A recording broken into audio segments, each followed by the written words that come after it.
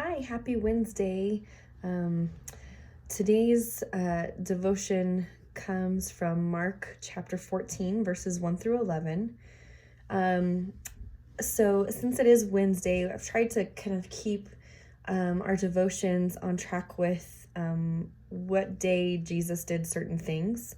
But Wednesday, we don't actually have anything in the Bible about what Jesus did on Wednesday of that week between Passover and his crucifixion and resurrection.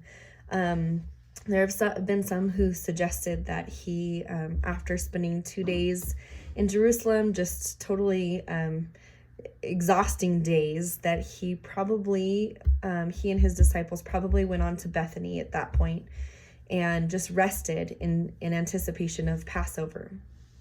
And I think that's probably as good a suggestion as any.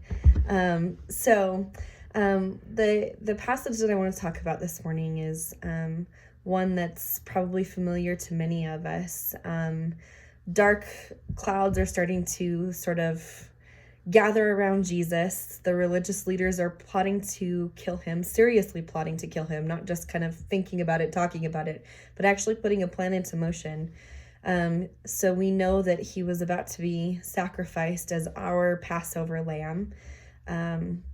And even his disciples, we read about their reactions to all of this, and they seem to even fail to understand what was about to happen.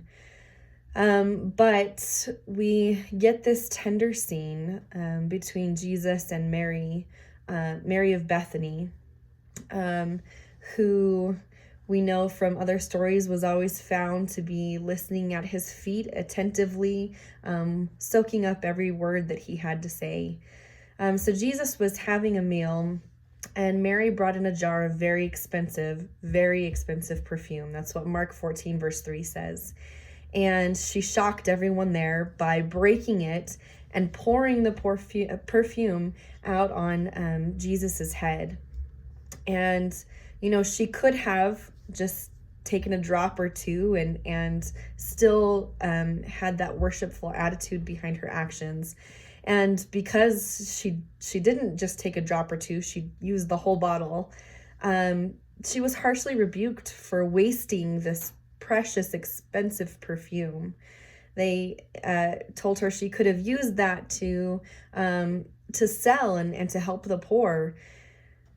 But Jesus's response to her is completely different than the response that she received from some of the disciples there. In fact, Judas, who would be the one who would betray Jesus, was her harshest critic. And so then Jesus in turn rebuked Judas and said, you need to leave Mary alone. What she's done is a beautiful thing. And I'm not sure if Mary understood exactly what her actions were as well. I'm sure she was doing it out of a heart of worship toward her master, toward her Lord. But really she was preparing him for burial. And I don't think that anyone really understood that except for Jesus himself. And so she spent time at his feet listening to him. So maybe she was the only one who understood what was about to happen to him. But regardless of whether she knew or not, she has this moment with him where she spends time in just absolute surrender of herself and surrender of what she has to worship him. And we remember that. We remember her sacrifice. It's at this point that Judas decides that he's going to turn against Jesus, and he takes steps to find those who were wanting to kill Jesus and to begin plotting his betrayal of Jesus. Maybe because he was sore that Jesus had rebuked him for criticizing Mary for her actions here. Maybe he was just greedy. We don't really know the motives behind that. We just know that at some point he made that crucial decision to betray Jesus and to betray him for money. Of course, the chief priests were delighted to hear about this, delighted to have an ally amongst Jesus's disciples.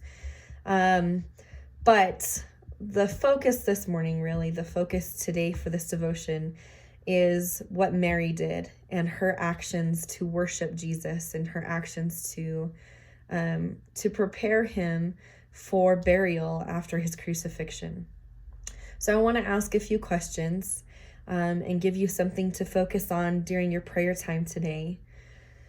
Having listened to Jesus carefully and faithfully, Mary knew probably more about Jesus and his mission than many of those around him. And so with all of the distractions and the concerns that we have that have come to light right now by the coronavirus outbreak, I want to ask you, how can you continue to spend time listening to Jesus, to really be intentional in that, listening to him, and to make sure that you're carving out time each day to set aside the distractions, to set aside the concerns that you have right now, and just listen to what he has to say to you. Also, Mary spared nothing in her act of worship. She poured out this expensive perfume on him. And so I want you to spend some time today to reflect on your own worship of Christ. What does it look like? Especially now when you can't go to a church building to worship him. What does your worship look like? What does your worship look like each and every day? What will you offer him today? What has he given you that you can be thankful for? And then I want to leave you with a focus to pray on today, and just a challenge, actually. So I want you to pray to hear Jesus more clearly. Like I said, we've got a lot of distractions right now, a lot of concerns that have come up. So I want you to spend time in prayer today, to pray to hear him more clearly. And then I want to challenge you to spend 15 minutes today, just 15 minutes, that's all. 15 minutes today, just listening to him, not talking to him, not praising him, though that's good, and I do encourage you to do that. Not asking anything of him, but just listening to what he has to say to you, and see what that yields. We'll see you tomorrow.